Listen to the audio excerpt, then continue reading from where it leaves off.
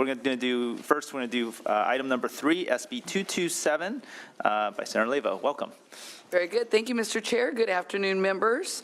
Members, as many of you may remember, several of you saw a very similar version of this bill last year, my SB 1288. After passing both houses, former Governor Brown vetoed this important legislation, saying that hospitals are best evaluated in a comprehensive manner. Needless to say, I respectfully disagree.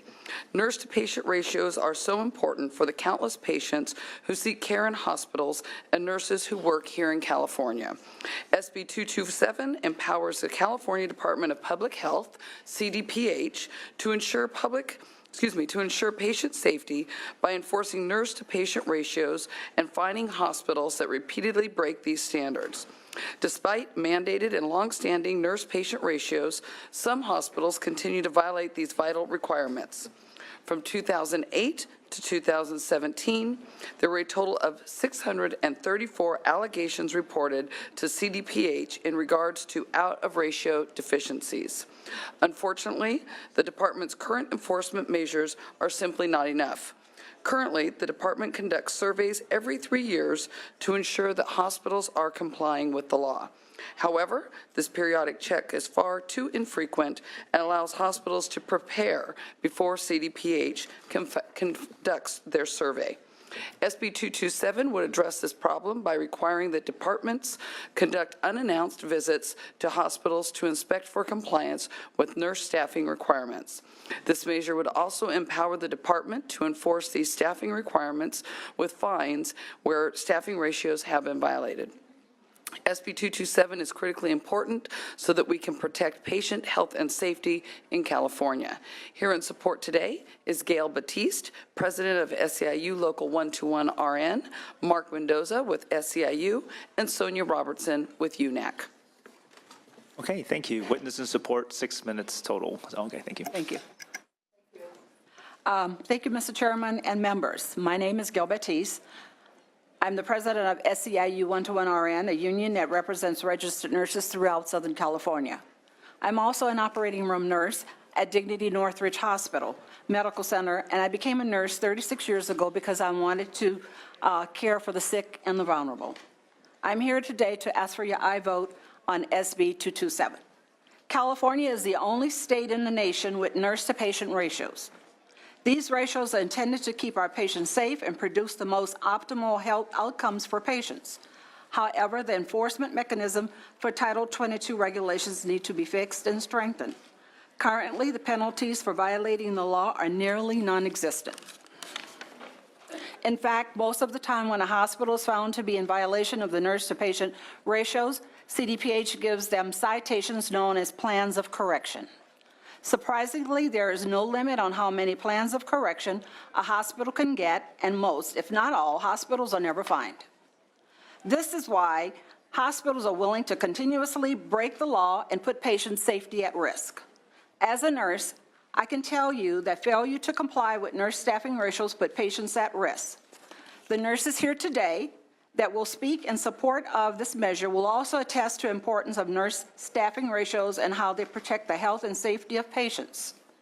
For example, as mentioned at our earlier press conference, Kathy, a Riverside RN, discussed how a patient develops serious secondary illnesses as a direct result of dangerously low staffing levels. Imagine if that patient was your mother, your father, wife, husband, child, or yourself. That is why we are here today. California needs to protect our patients better and ensure that they receive the highest quality of care. SB 227 would create a greater disincentive by instituting repeat offender language. Hospitals that willfully and consistently violate nurse-to-patient ratios will now face fines depending on how often they violate Title 22 regulations. What good is the regulations if there's no enforcement mechanism? Lastly, SB 227 would allow CDPH investigators to conduct unannounced visits so that these repeat offenders won't be able to skirt the law before the state can investigate violations. This measure is co-sponsored by SEIU 121RN, SEIU Nurse Alliance, and UNAC. As nurses, we took an oath to protect and advocate for our patients. SB227 is sound policy that aligns with our oath. On behalf of all the nurses of SEIU 121RN and throughout California, I respectfully urge you to pass SB227 to protect patients. Thank you. Mr. Chair and members, Mark Mendoza with SEIU California. California has gone too long without a strong enforcement mechanism to ensure compliance with nurse-to-patient ratios. In 2013, CDPH implemented regulations on administrative penalties for a broad range of violations, among them being violations of nurse staffing ratios. While these regulations were intended to incentivize hospitals to comply with the ratios, the regulations have unfortunately had the opposite effect. Notably, since 2013, when the regulations were implemented, we have seen some of the highest rates of hospitals violating these staffing requirements. When CDPH discovers a violation of the nurse staffing ratios, they administer a plan of correction citation that carries no monetary or criminal liability attached to it. SB 227 narrowly fines hospitals that repeatedly and willfully violate the ratios. The measure gives special consideration to small and rural hospitals and allows CDPH to implement this measure without regulations if passed into law. Moreover, the measure rewards hospitals that comply with these ratios despite having violations in the past. The concept of nurse staffing ratios has been in place for over 4 decades and has allowed hospitals ample time to come into compliance with nurse staffing ratios. When a nurse does not have enough time to turn a patient in a bed, the patient can develop a painful and costly bed sore. When a nurse cannot give medication in a timely manner, the patient can develop an infection or suffer from excruciating pain. And above all, when a nurse is running among various different rooms and departments, the nurse may not notice a subtle change in the patient's condition that could lead to their death. I urge an aye vote on SB 227 to not only protect our nurses, but ultimately to ensure that hospitals are doing everything possible to prioritize a patient's health and safety. Thank you. Hi, good day. This is my first time here. I'd like to thank Chairman Pan and the members of the Health Committee. I'm here in support of SB 227. I'd also like to thank Senator Connie Leyva, who's authoring the bill for us.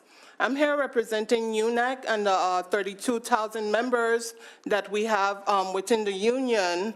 My name is Sonia Chesterfield, just a correction on my last name. I'm a registered nurse. I work on MedSearch Tele, and I've been working as a registered nurse for the last 20 years.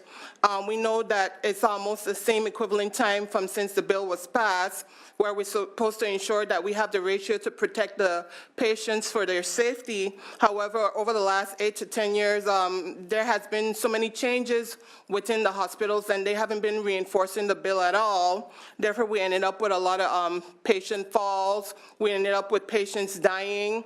We ended up with patient lights that are not being answered. I myself personally ended up having some problems that were made worse because a nurse told me, oh, talk to administration, she didn't have time to see me, and I ended up with my levels doubling and ended up 6 days in the hospital instead of 4.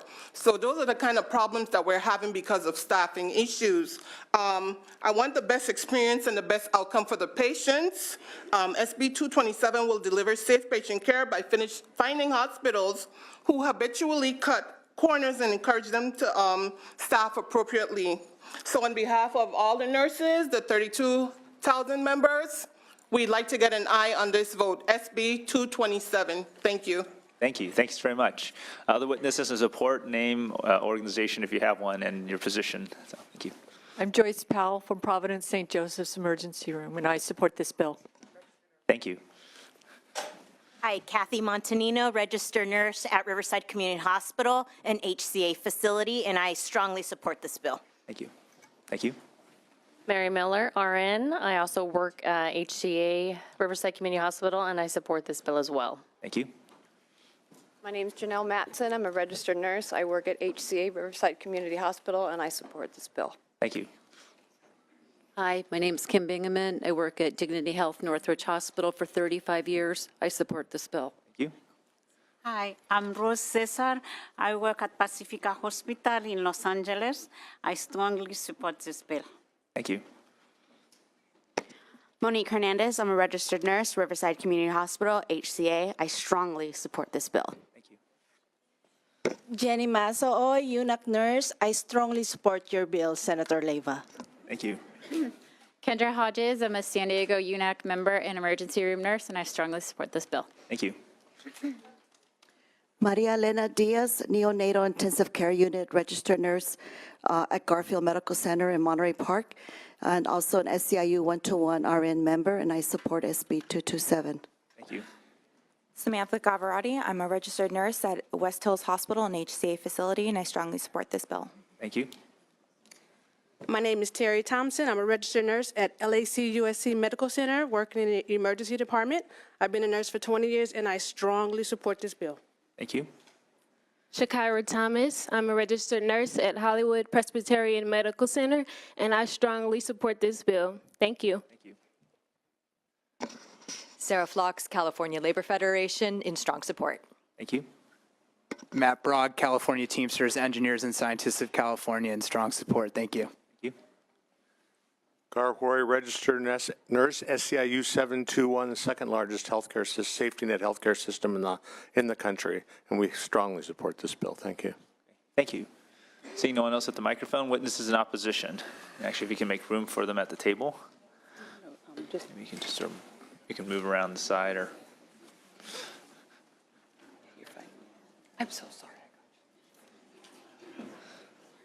Let's see. Thank you. Welcome.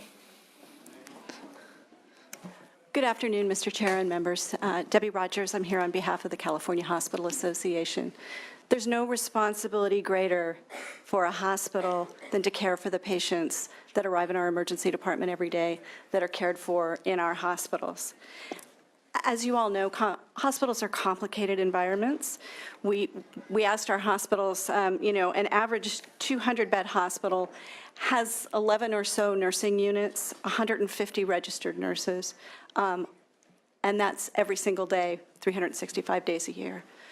So with this bill, the difficulty with this bill really is a couple of things. One is at all times, every minute, every second of every day.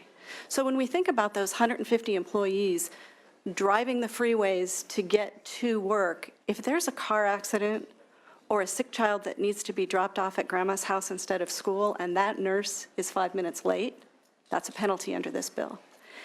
So when we think about just how complicated these things are, additionally, the Department of Public Health has a regulatory structure that allows for hospitals to be fined under a variety of circumstances, and I want to compliment committee staff for the committee analysis. And really, the existing regulations allow a fine for everything from an immediate jeopardy and the death of a patient to something where there's no actual harm to the patient, but potential for more than minimal harm. So there's a wide variety of circumstances that the department can currently fine a hospital for, but it's based on many factors that the legislature put into the enacting bill that the department needs to look at in order to create that fine. And so it requires the Department of Public Health to take into the totality of all of the circumstances around the event that happened, rather than a nurse having to step away from patient care for a moment because their child's school has called with a problem. So we think that the strict liability standard that appears in the bill today will increase fines incredibly. Flu season and 4 nurses call in sick, and the hospitals are scrambling to call in others, asking other nurses to stay later, will just increase the fines. And for those reasons, we oppose the bill. Thank you.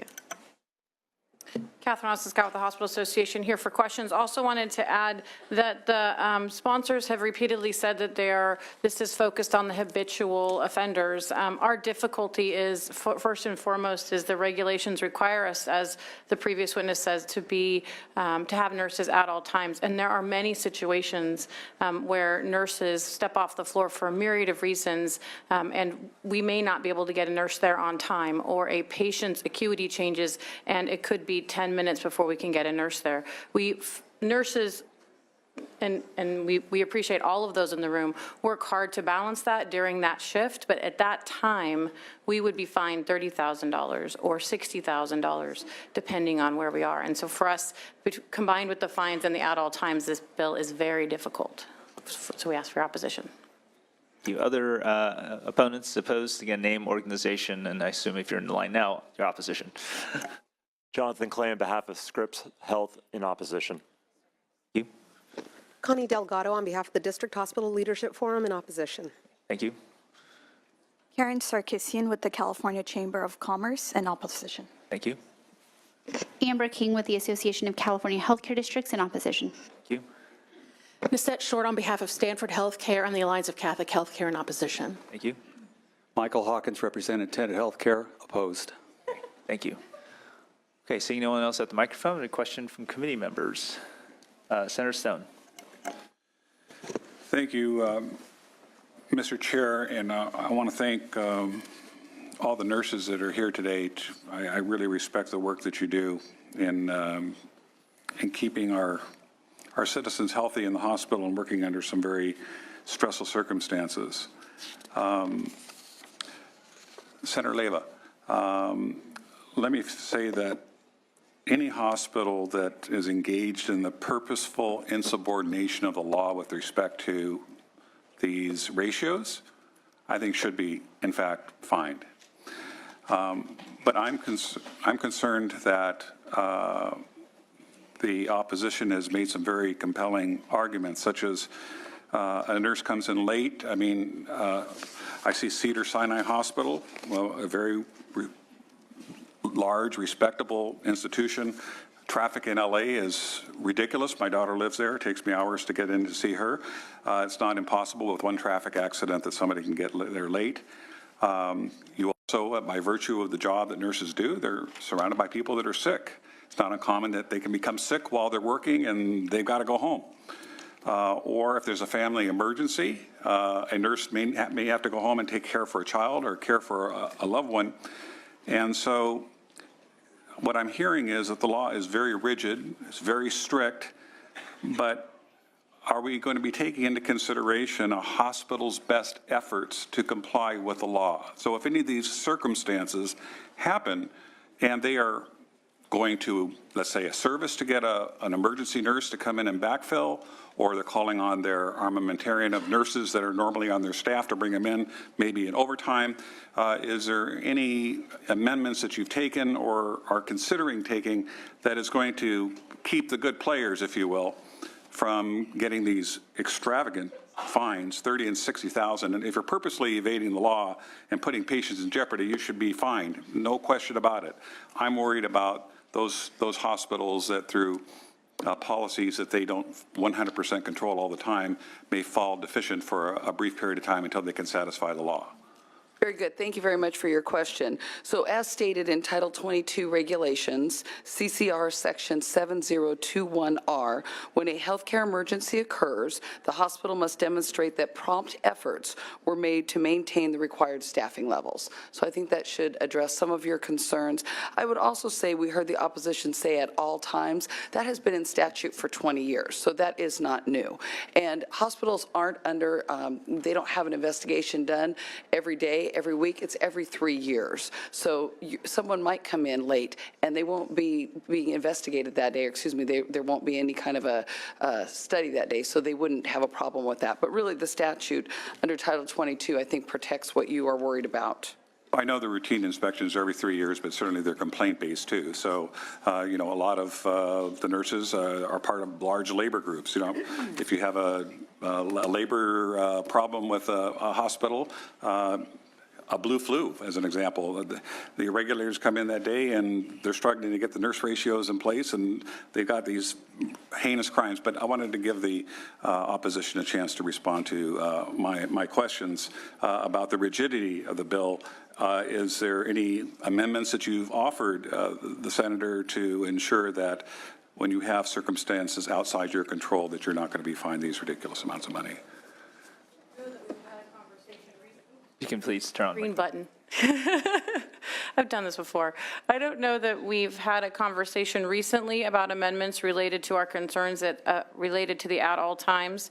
And I don't have the regs in front of me, but I am concerned that a nurse stepping off the floor, it wouldn't necessarily be an emergency considered under that regulation. I think that is considered when you think of a state of emergency type situation. So I'd have to look at that reg. I don't have it in front of me. But our understanding is that's more related to a surge in a surge type event as opposed to an event where, you know, a pregnant nurse needs to step off for a minute and then come back on. So I hope that answers your question. I'm not sure if you did either. Yeah, well, we have not had a recent conversation related to an interest on I just want to make sure sponsors that to the law address that is issue. going to appropriately fine those hospitals that are annoyingly not having the Currently, nursing staff. there have been, I think, a fine or two related to the habitual, and we do believe if patient harm is involved, the current fine structure, there's a list of them every quarter of hospitals that are fined related to patient harm. So we have 10 to 15, unfortunately. And if staffing ratios were found to be in violation during that immediate jeopardy penalty, it would be reflected in the document that CDPH posts online. I know that I have seen one immediate jeopardy, which is the highest level of fine, that included a staffing ratio violation. There were other problems in that survey that the hospital. So just a follow-up question to either of you. How prevalent is nursing ratio violations occurring in California? Is it a prevalent problem? I don't know that we know how prevalent they are. I think we understand hospitals have a difficult time staffing in areas of the state where it's hard to find nurses. We do hear about that. I know that during flu season, our hospitals are strained. I don't know that we have a data set related to that information at this point. The committee analysis addresses the 650 or so violations that the department found, I guess, when committee asked them that question. Over a 10-year period. Over a 10-year period. Yeah. Thank you very much. And we probably employ, I would guess, 200 to 250,000 nurses across the state. I would probably 11 shifts a day. 22 shifts a day. Okay. Thank you. Senator Grove. Can I ask you to repeat that number, and I do apologize. I'm taking a guess, but I'm going to guess about 200 to 250,000 nurses a year. Okay. And please don't quote me. An estimate, and then if you have an average of 11 departments, each department has at least 2 shifts, so you'd have 22 shifts. Each shift turn can create issues as well. But we can follow up on that, absolutely. I'm sure the person listening right now is yelling at me because I'm saying the wrong number. Okay. Thank you very much. And I'd like to thank the nurses. My daughter is a nurse. She's a med-surg nurse. So I understand how difficult a job it is. But I do have the same concerns that my colleague sitting next to me does when you look at all nurses at all times. I have the same concerns because my concern basically is, like mentioned, if a pregnant nurse or a nurse that, needs to go off the floor for lactation, whatever, my daughter is been late to work. She's a very good nurse, but, there's traffic accidents on 65, so I get all that. I also know that current existing fines are at discretion. So suppose somebody does come in to do a check, or there is a phone call to the enforcement agency and they come in, and you are not meeting those exact staffing ratios, and they do an investigation, they find out that a nurse got called because the school called. I had an employee here at the building just the other day. The school called and said, your son's really sick, you have to leave and come pick him up. So she left. So if you have that situation and a nurse is off the floor, then you would be out of compliance. Right now, the enforcement agency my understanding is could say, wow, this lady just left, or this nurse just left 5 minutes ago, and this person was off the floor going to the bathroom. So therefore, we can say there's no fine. My understanding is this bill does not allow discretion. Is that true? No, that's not true at all, if I may, Senator Grove. Absolutely. As I said before, that the hospital must demonstrate their best efforts. So if someone leaves, is off the floor, if someone is lactating, if someone has to leave because they're sick, they have to go pick up an ill child, I would think that the hospital calling to try and bring nurses in to immediately fill that position would be a best effort. It also to the opposition's, Senator Stone's question, and it isn't for emergencies. It says, moreover, what instances where a nurse gets sick or injured on the job and an inspection is underway, the hospital just must demonstrate prompt efforts were made. So rather than just allowing that shift to go unfilled, we are asking that the hospital make every effort to fill that shift and get back into compliance. Are you under the impression, Senator Leyva, that the hospital doesn't make every effort? Absolutely. I mean, my daughter gets called in on shifts that aren't her shift all the time. Not every hospital, obviously not. But I wouldn't be here again with this bill if there wasn't a problem, if there was not a compliance problem. We introduced the bill 2 years ago because there was a compliance problem. The governor vetoed it, but I feel so strongly and passionately about people's care, people's health care. I've had loved ones in the hospital. I know that we hear from the opposition there's 200 and some odd thousand nurse shifts and whatnot, and only 634 allegations reported to CDPH. But what if your loved one was one of those 634 times when the hospital was out of compliance? Not every hospital is out of compliance, but there are enough hospitals out of compliance. That's why I think there's a need for the bill. And I understand that, but on the opposite side of that, if you find these hospitals $60,000 per incident when there's just a nurse that's late for work or somebody has left the floor, sometimes those hospitals won't be able to survive those penalties and fines, and then we have zero healthcare service. And I do appreciate the rural exemption because a lot of my district is rural.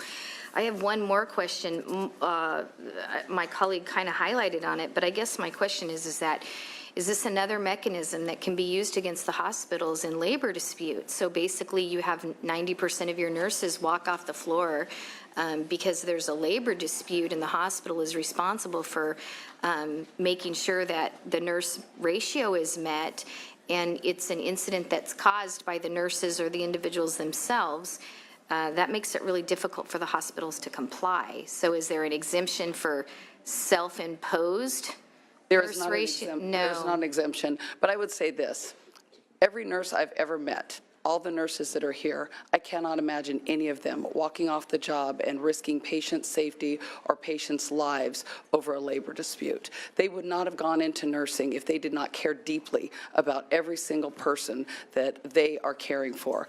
So there is no exemption. No, ma'am, there is not. But I would be shocked if nurses walked off the job and jeopardized patients' health over a labor dispute.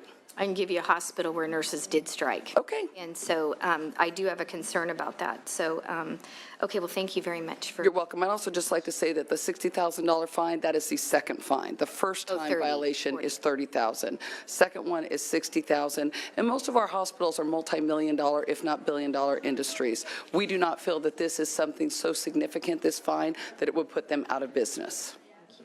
Thank you. You're welcome. Okay, thank you. Thank you, Senator Leyva, for bringing this bill forward. I did have a couple of questions. So first of all, I just want to make note that the fines that basically if they basically multiple violations on the same inspection survey actually count as one violation, right? So we're not talking about, well, we found 5, so it's 30, 60, 60, 60, 60. It's just 30, right? That's correct. Now, and if they found it again, another inspection, then it goes up to 60. But it could even be, hopefully not, but multiple incidents. Okay. That is correct. And then the other question I guess I have, and I appreciate, you're going to have circumstances where, let's say, someone needs to go off the floor or something, but there's also the part of me that says, and I was a residency director, so I had to be sure we had enough doctors, resident doctors around, right? And you have to, so this was, if we have a system, right, because there's traffic, I heard traffic and all this other stuff. If you have a system where basically you said, you know what, we're going to be right at the edge, and then if one little thing happens, it tips it all over, right? And we're going to be short. And face it, we're in healthcare. Things happen, right? We're not just talking about accident, someone can't get there. Accident like, a bus, and now we have a bunch of patients come in. You have to, and this is something, we certainly can talk about and other types of things. You have to have a little buffer too, right? So what we're saying is that we're not, so what I'm hearing about is that, I mean, in terms of staffing, you need to have, at least a little reserve there because things do happen. I mean, we're in healthcare. Things happen unexpectedly, and the unexpected happens so frequently, it needs to be expected, right? I mean, that just, from day to day. And, we can talk about exactly how much, and again, I appreciate, Senator Levy, you mentioned that, it's best effort, right? And I think this is part of the best effort. Now, we're not looking at, we need to have 2 nurses for every one, et cetera, but you do have to have at least a little bit of a reserve, because if nothing else, things happen, right? So the hospital's a little more empty. You don't want to be just staffing right at the edge. And so I think that when we're starting to talk about like little things, now if you have a big systematic so I think the issue is that we want to be sure that people aren't doing it in a systematic way. And to me, actually, as someone who's had to enforce work hours for residencies, like someone who staffs just at the edge, that's a systematic problem. That's actually systematic violation. So technically it's not a violation because we didn't cross the line, we're right at it, but then something happens that tips it over. That means you systematically designed it so that that would happen, given especially variation. So, I mean,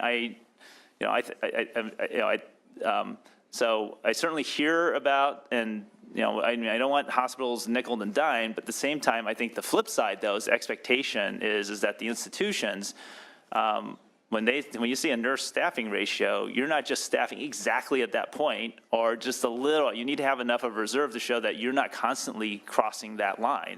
That should not be the normal. That every little thing causes you now to have to cross that line. It should be like very unusual events cause that to happen.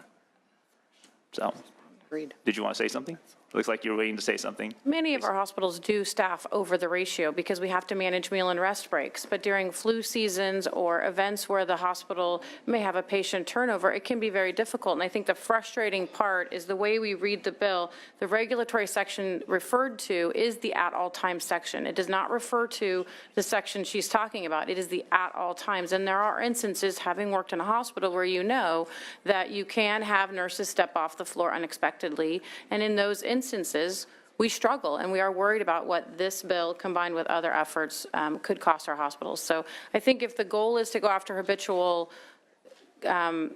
offenders, that's one thing, but this bill, the way we read the regulatory section, it is at all times. Okay, so but I understand it also, I mean, well, certainly it is also complaint driven that we're talking about inspections every 3 years, right? You can also, a complaint can look back, or you can have multiple complaints given certain situations. Right, of which actually, if you had multiple complaints, that would be one fine. No, you can have multiple complaints over multiple days. Okay, well, you know what, I urge the Spurs, you can work out some of these things, but I think overall, I think we need to have better enforcement where recognizing that you need to design your systems with some resiliency, and that's part of showing you're using your best effort in my mind. So I certainly think the conversation needs to continue, but I think that we need to move the bill forward today. So with that. Is there no other comment? Then, Senator Leva, would you like to close? Thank you, Mr. Chairman. I think you encapsulated it very well when you said that when you're staffing right at the edge, that can lead to a lot of problems. I would also say that we're always willing and our door is always open to talk to opposition. If we can get to some place where everybody's a little happy or a little unhappy, we've had a good negotiation. But at the end of the day, I feel incredibly passionate about what these nurses do and the fact that hospitals have had 20 years to get it right, and they have not. So this is about making sure that patients are safe, but it's also about making sure that nurses are safe, because they do very hard jobs, much harder than what we do every day, and people's lives are literally on the line. So with that, I would respectfully ask for an aye vote. Okay. Is there a motion on the bill? Well, I understand from the rules that I can move it as a courtesy. Normally, I don't do it as the chair, but since many of the members are absent in other committees, I will move the bill. And Secretary, the motion is due pass to appropriations. Secretary, please call the roll. Han? Aye. Han, aye. Stone? Stone, no. Durazo? Grove. Grove, no. Hurtado. Leyva. Leyva, aye. Mitchell. Monning. Rubio.